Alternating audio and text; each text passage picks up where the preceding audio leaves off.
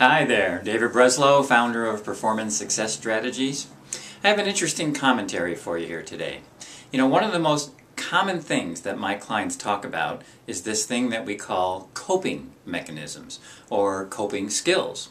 Now, I ask you to think about it for yourself. How often do you spend time coping with things that are going on in your world or in your life? These could be things like frustrations or dealing with difficult people, or underperforming and the frustration and anger you may have about that, having high expectations and not being able to meet them. There are all sorts of reasons that people try to cope and actually try to improve their coping skills.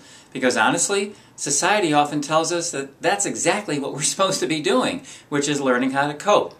But here's something interesting I'd like you to really pay attention to.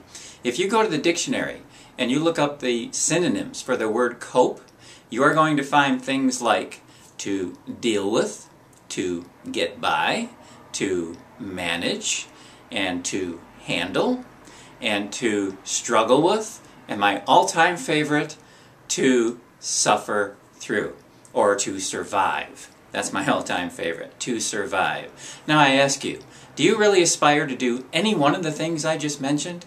Do you really aspire to handle things and to struggle with them and to just survive things that are going on in your life? I hope not. Because once people really hear what coping really means, the synonyms for the word cope, they actually will say to me, well, I have no desire to do that anymore, Dave. Well, I hope that's true for you too. Because if you're looking to cope, just realize that coping leads to mediocrity. This is something I tell folks all the time.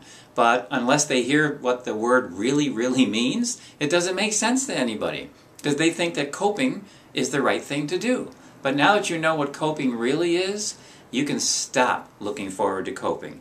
There is no badge of courage or honor to be able to struggle through something, to suffer through something, and to just survive things and handle and get by. That's just kind of like keeping your chin just above water, and that's not a way to live life.